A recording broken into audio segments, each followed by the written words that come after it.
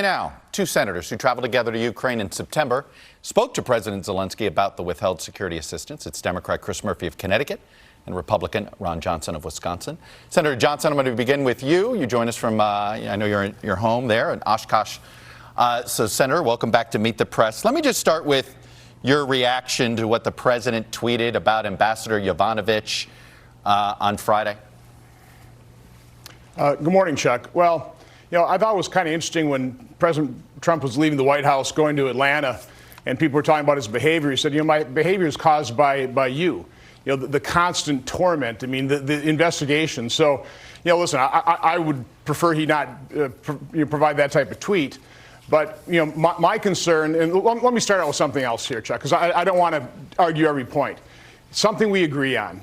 As Americans, we all share the same goal. We want a safe, prosperous, secure America. We're compassionate. We care about each other. And generally, we solve our political differences at the ballot box, right, not in the streets or through impeachment. And I think that is really, as we talked the other day, that's the divide that is tearing this country apart. And that's what I'm primarily concerned about.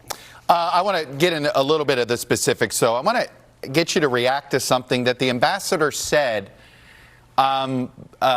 particularly about what Rudy Giuliani was doing. Take a listen to her testimony. I obviously don't dispute that the president has the right to withdraw an ambassador at any time for any reason. But what I do wonder is why it was necessary to smear my reputation. It's a fair question for her to ask. Sure it is. And again, I have no problem with the ambassador. She hosted me when I was made one of my trips over there. But, you know, one thing I want to point out is the damage that is being done to our country through this entire impeachment process.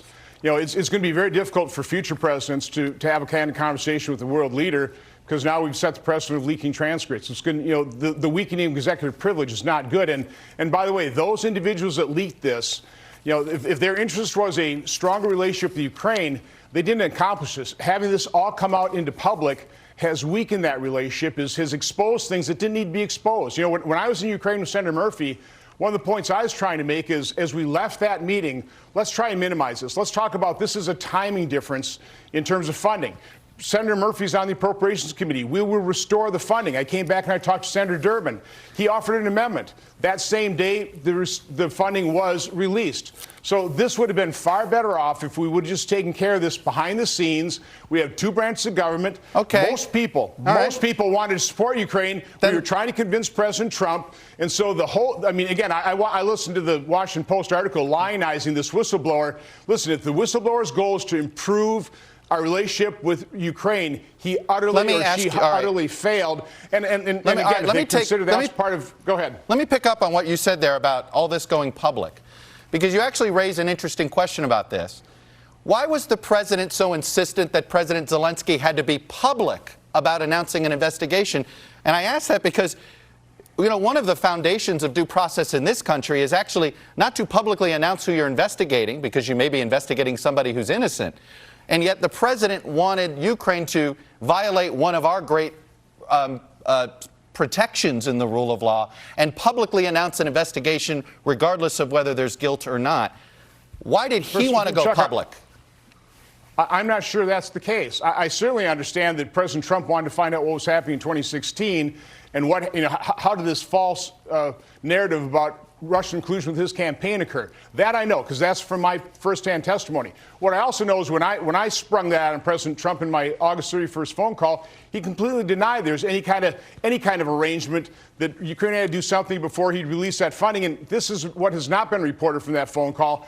At the tail end, it was a pretty long phone call. We talked about a bunch of other things, but at the very end, he wrapped it up by saying, Ron, I got a hurricane I have to deal with, but I hear what you're saying. We're reviewing this. I think you're going to like my decision. So he's already leaning toward providing that funding on August 31st. My guess is that if this never would have been exposed, that funding would have been restored, and our relationship with Ukraine would be far better off than it is today. Again, you seem to say that you seem to blame this on everybody but the president. It was the president's actions. I'm not blaming anybody, Chuck. Well, you are. You're blaming everybody else for the reason we're in this situation other than the president's. Isn't the president's own behavior which raised all of these yellow and red flags, isn't that why we're here? Again, I'm sympathetic with President Trump as he's been tormented from the day after his election. You know, quick little quote from the lawyer of the whistleblower. This is 10 days after his inauguration. Coup has started. First of many steps, rebellion. Impeachment will follow ultimately. Now, if this whistleblower was, to be lionized by the Washington Post, maybe we ought to take a look at, who he hired. He could have hired an unbiased officer of the court. Instead, he hired Mark Zayed, who said, coup has started, first of many steps, impeachment will follow ultimately. Now, Senator, again, that's not an unbiased officer of the court. So there's something going on here, Chuck. That's my point. Well, Something's going on in what's dividing this country. Let me ask you this. Now, let me ask you this. You're the one that brought up this idea that impeachment was something that the left wanted to do immediately. I'm going to quote from you, sir. November 1st, 2016. You're asked about Hillary Clinton, and you said this before the election. She purposely circumvented the law. This was willful concealment and destruction. I would say yes, high crime or misdemeanor. You were talking about impeachment before that election with Hillary Clinton. How should viewers not look at what you're doing here and you're just reacting as a partisan, that if Trump were a Democrat, you'd be ready to convict him? First of all, understand that's before an election. I'm trying to hammer out the political differences before an election. And by the way, I completely agree with that. I mean, we've been investigating the whole Hillary Clinton email scandal, the exoneration of her. That was not an investigation to really dig out the truth. It was so you think it was legit to advocate impeachment before the election? You're criticizing Democrats for advocating impeachment days after the inauguration. You'd have to listen to the question. I don't think I said impeachment right there at all, Chuck. So again, no, I was just pointing out what Hillary Clinton had done, and I was hoping that people would not elect her, and they didn't. And that's, I think, one of the main reasons that she was not elected is what she did with that private server, which was completely intentional. I mean, it baffles me that she was not indicted, quite honestly. But now that we know, based on the struck page checks, which I know I'm not supposed to bring up. Let me ask you this last question. But I mean, that's about that's partisanship. Why shouldn't viewers assume that you're looking at President Trump through a Republican lens here, because you were already much tougher, ready to go to impeachment on Hillary Clinton with no evidence that anything that happened with that server somehow got into foreigners' hands, when we actually had evidence regarding what happened at the DNC?